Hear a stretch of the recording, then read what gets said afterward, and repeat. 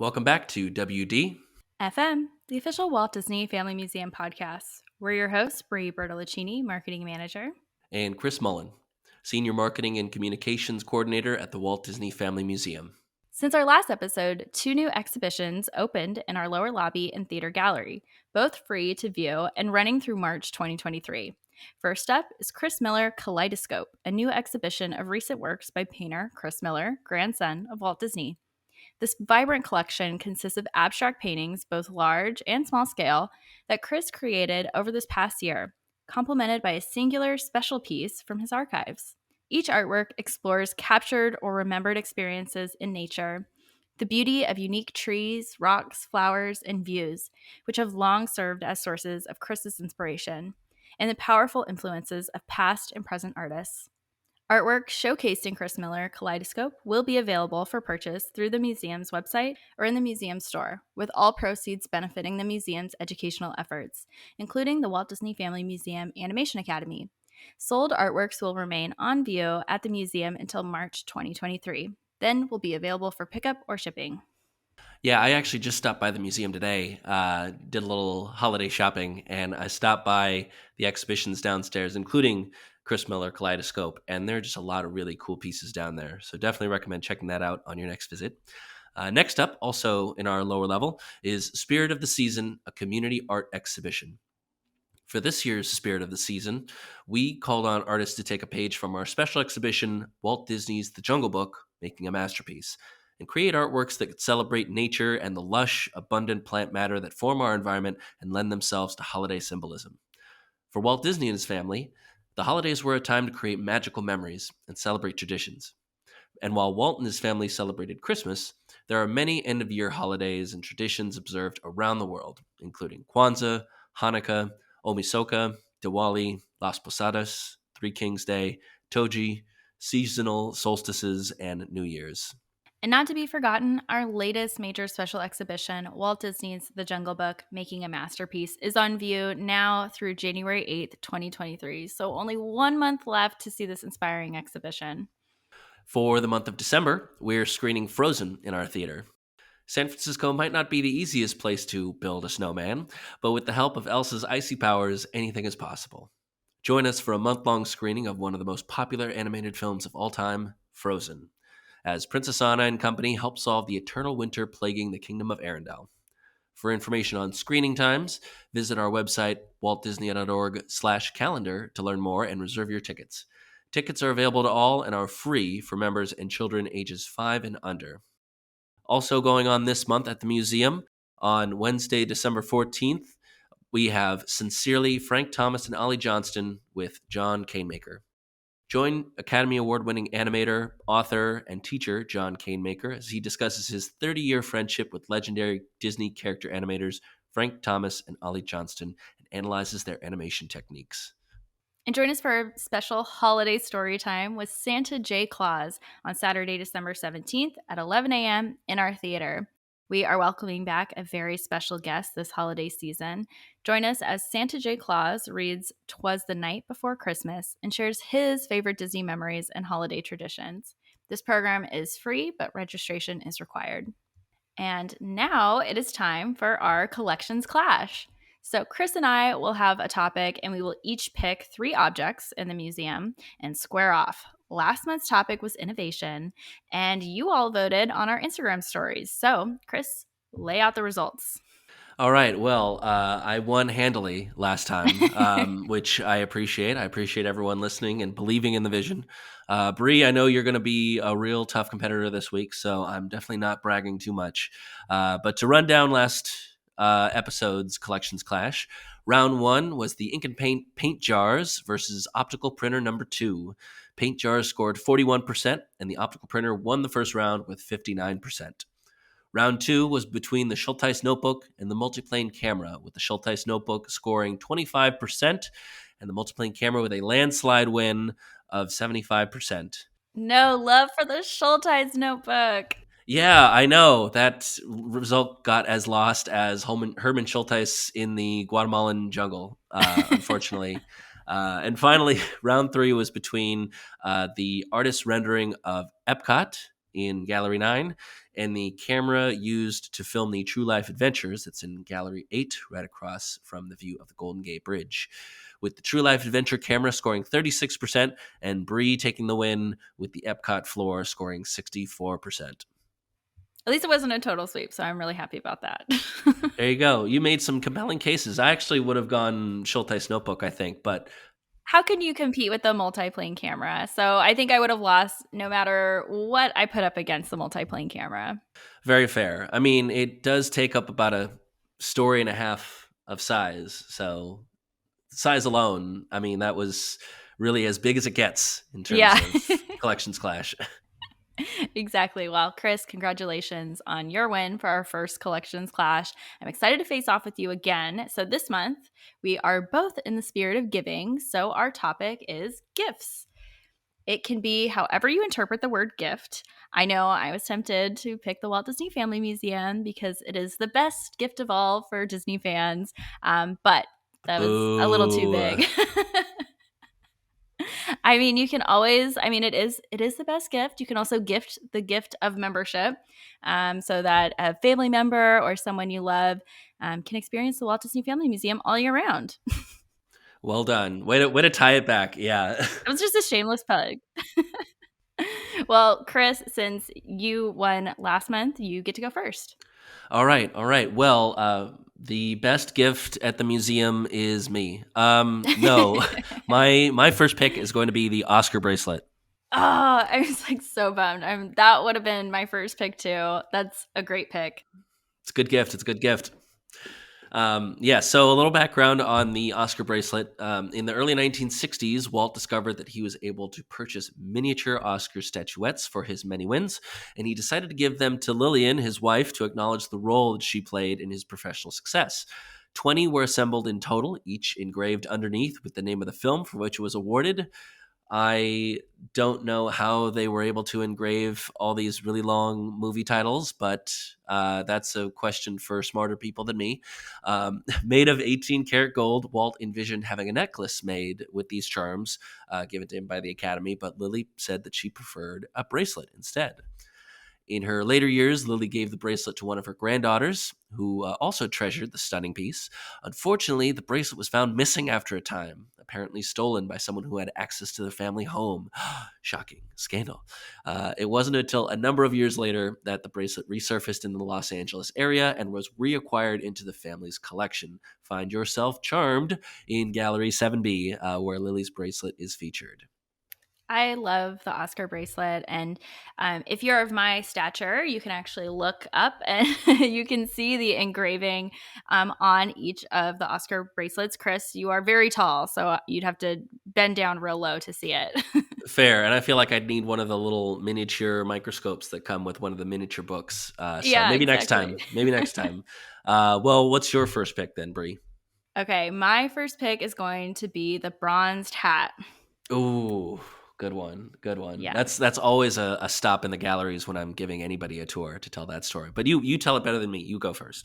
Yeah, well, the bronze hat is located in Gallery 9. It's right before our last gallery, so it's in a nice little vignette box where you can see some of the objects that were in Walt's valet box and then kind of just special items that Walt Disney had. So Walt gave this bronzed hat to Lillian on her birthday, February 15th.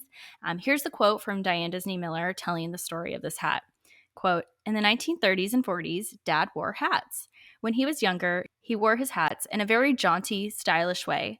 But later, the early 1940s, he just sort of stuck them on his head in a rather careless manner that Mother didn't like. Once, while they were in Mexico, they attended a bullfight, and at the end, when the spectators began to toss their hats into the ring, Mother grabbed Dad's hat off his head and tried to toss it. Dad grabbed it away from her before she managed to do it. Dad had it bronzed with the crown shaped into a heart and presented it to her on her birthday, February 15th, filled with violets. End quote. I just love this gift in particular because it's just filled with humor and love. Walt eternalizing Lillian's disdain for his hats. I mean, what a great couple. Yeah, well, and it shows the kind of confidence that Walt had that he could take a part of his dress that he knew his wife absolutely hated, and he put a little spin on it and made it into a really treasured gift that symbolized an inside joke between the two of them. So I wish that I was as confident of a gift giver as Walt was. But we should all aspire to be that confident in our gifts. Also, it seems like, I mean, you see Walt wearing hats definitely in pictures of him earlier in his professional career, but you don't see Walt in a lot of hats later on in his life. So it's definitely a rare look too that you get to see in the gallery. So You get the insight into probably why he was no longer wearing hats. Turns out at home, his wife was saying, no more hats. no hats, no capes. You took the words right from my mouth. No, I think that our first round is, I think, a really great depiction of kind of the unique style of Walt Disney's own gift giving. I always love to think this was not a qualifying object because it is not in our galleries, but it is at Disneyland. But the petrified tree, the ultimate anniversary gift. The petrified tree is a little bit of a tall tale that Walt Disney gifted Lillian this tree, and then Lillian gifted it to Disneyland. I think it was just all a ploy just to get Disneyland to have a petrified tree, but I think it's a fun story. It was a gift from Walt to Disneyland via his wife. Exactly. Charitable giving all around. Well, that's it for round one.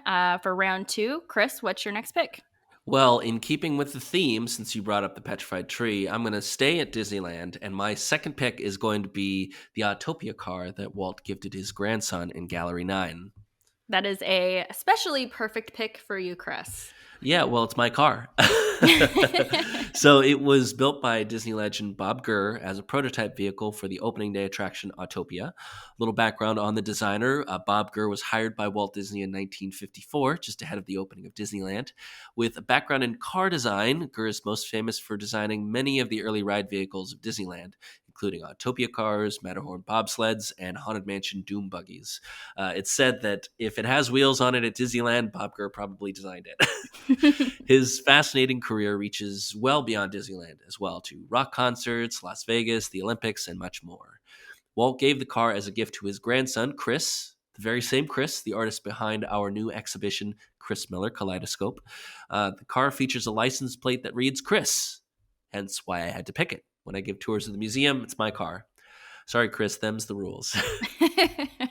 Yeah, that's why I knew that particular pick was off the table for me. It had to be a Chris pick. So you're saying that I could have saved it for the third round? Ugh, man. All right, fine. What's your second pick, Brie? Well, for my second pick, I'm choosing the one, the only, the complete miniature collection of William Shakespeare. Wow. Is that what you were expecting? That was not what I was expecting. No. Although I had a feeling that it could have been one of the miniatures, because there are just so many different miniature gifts in that room that any one of them has a compelling case to be picked. But give us your read on why the Shakespeare books in particular were such a good gift. Yeah, to narrow it down to three picks for the gifts topic was very, very difficult. It's tough. We could be talking about gifts all day. I know. The gifts. Ron and Diane donated so many gifts of artwork to the museum. If you read a lot of our little object descriptors in the museum, you'll notice a lot of gifts were given. So, as part of our collection. That would have been abstract.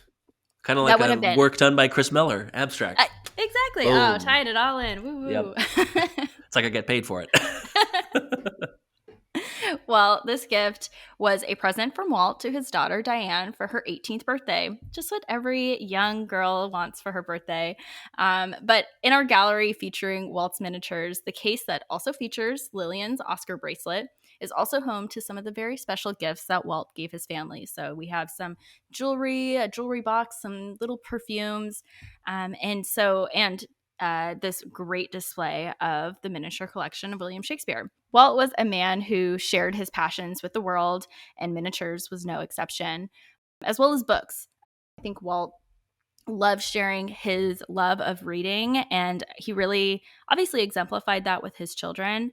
Diane would tell the stories that Walt would always be interested in what she was reading, often adapting books that she was really into, some of those including Winnie the Pooh, Johnny Tremaine, and of course, Mary Poppins. So for this book set, if you had access to them, which we do not, but you can imagine that all of the text is actually in there and you could open it up and read them. So Walt actually had many different miniature books in his collection, and we even have a few on display. Many of those do come with magnifying glasses. Yeah, well, I mean, you would need a magnifying glass to read one of my favorite passages from Shakespeare.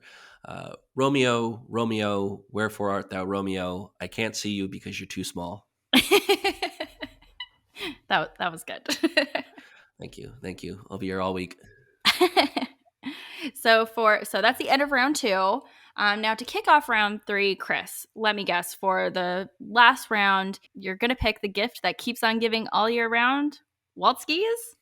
Oh, of course. Walt skis is such a gift. It's such a gift to me as a storyteller. I could just come around the corner in Gallery 3 and I'm like, Walt skis. All right, let's keep going. No, my round three pick will not be Walt skis. Not this time, but keep an ear out because one of these days I will be picking Walt skis. No, my third and final pick is the wall of Mickey Mouse merchandise in Gallery 2B. Now this one's Ooh. it's a little outside the box. Yeah, I was not expecting this. I'm really interested to see what route you take this to sell me on how Mickey merchandise is a gift.